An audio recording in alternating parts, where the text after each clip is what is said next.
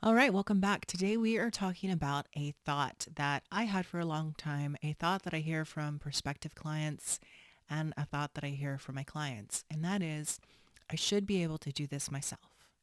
And what are we talking about when we talk about this? What I mean is, you should be able to figure these things out on your own. You shouldn't have to ask for help. You should be able to make your doctor's appointments and to run your household and to do your job and all of these things without a problem. And it sounds like a lovely thought. I should be able to do this myself. But what it does is it holds people back from getting help. So we're going to talk about that today. So was it just me that had this thought, or did you have this thought too? I should be able to do this myself. If you have, raise your hand. So I remember drowning in mountains of laundry, tons of dishes, just really being overwhelmed trying to figure out how to run a household. Or you might be somebody that's at work and you're not able to keep up with your work tasks and you're feeling guilty that you're not getting things done and you're feeling stress and you don't know what to do about your email. That might be what's going on with you.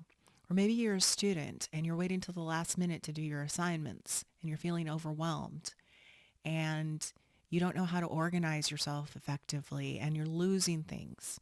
It really affects every aspect of our life. Like whether you're a parent or just trying to deal with your bills, trying to get food on the table, feed yourself, like our executive function skills touch everything. And when you're an adult with ADHD, you're being affected in so many ways. And saying that you should be able to do it yourself really isn't helpful or kind to yourself. So what's on our agenda for today? I'm going to answer why we think this I should be able to do this myself. I'm going to tell you my story in hopes that it moves you to get the help that you deserve. And then I'm going to help you understand the importance of getting help. And then we're going to discuss your options. Okay, so why do we think this? I should be able to do this myself. Should and shame are married. I say this in my coaching all the time. And if you're watching me on YouTube, we have this lovely couple, nothing against them, but I have one basically labeled should and one shame. And the reason I say should and shame are married is because when you get one, you get the other. Whenever you're saying I should, you're shaming yourself in some sort of way. So some of the thoughts behind this are, I just need to try harder. So and so is doing it all. So I should be able to as well, right? That's kind of the follow-up to that. I just need to find the right system and follow through. I know what to do. I just don't know how to make myself do it. I just need to be better. So I waited until I was 44 to seek help. And we are here having this conversation today.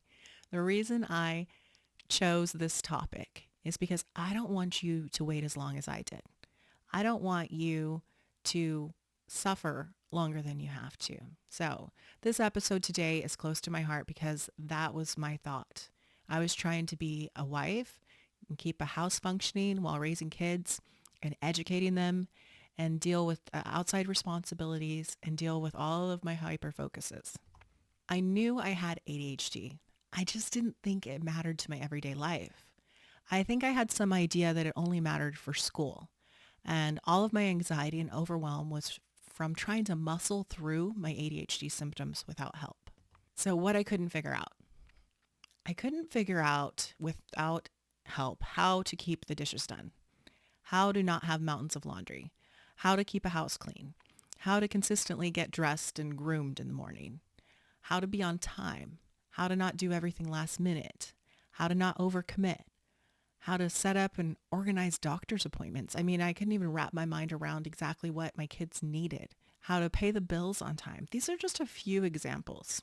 And I'd always say, I just don't know what I want to be when I grow up. And what was kind of behind that was that I wasn't grown up yet. Like I didn't know how to do the adult things. And I just thought like when I got my crap together, everything would be better. So I wasn't feeling completely fulfilled as a wife and mom. Like I wanted something more and I was trying to do these work at home things. And as much as I loved the company, I just wasn't following through on what needed to happen in order to be successful. Does that sound familiar? So am I embarrassed to tell this story, to admit that I had all of these problems? And I'm not even, I can't even list them all, you guys. No, I'm not at all embarrassed. There's no shame in this whatsoever. We are having a problem in executive functioning, and the executive functioning helps us run our life normally. And we're just not able to do so. And there's nothing wrong with that. So if you're struggling with any of the things that I was struggling with, there is nothing to be ashamed of. So don't dismiss your struggles. If you're having a hard time, don't think that it's just you, number one. It's other people too. But don't think that it doesn't matter. I really did that to myself. I was like, just get over it. Just muscle through it. It's not a big deal. And then the anxiety and the overwhelm would build. So what pushed me to finally get help? I was having insomnia. There was plenty of nights that I would go to bed and lay there until the sun came up in the morning. I was having severe anxiety, and I sought out an online psychiatrist, and he was so smart. Like, I didn't think he was listening to me a lot of the times because he would just be kind of so quick to like come to a conclusion, and it would always be the right conclusion. And so he was a super smart guy, and he prescribed something for anxiety. And what I thought was so funny is he said, you need to take this when you're at about a level 3 in anxiety. And my thought was like, dude, if I could recognize when I'm at a level 3, we wouldn't be having this conversation. And so that didn't work. And he had me try this other type of medication, and that didn't work. And he had me try this other thing, and that didn't work. And the sleep was a little bit better, but still not great. And he was just kind of like throwing medications at what was happening in my life. And finally, I met with him and I said, well, I do have ADHD. And he goes, oh, and he put me on a non-stimulant. And with that non-stimulant, I did feel like I was functioning a little bit better. And that went well for a couple weeks. And then it kind of, things kind of felt the same. And I went back to him and let him know, and he upped the dosage a little bit. And then I felt like I was functioning a little better for a couple weeks again, and went back to him. He upped the dosage a little bit. Same thing. Until in a very short period of time, it got to the point where he said, I can't give you any more. And there was some point where I read a book about ADHD, and it was like towards the end of the book. And I can't remember whose book it was, or I would give them credit. But what they said in there was, we're actually getting a child's dosage of ADHD medications. And I thought that was very interesting that they haven't, and I don't know if that's still true today, but when I read the book anyway, they were saying that they hadn't adjusted to so many adults having ADHD. And so those levels actually aren't correct. So I was leveled out at what he could give me for the non-stimulant. And frankly, I just didn't want to have to take a medication forever.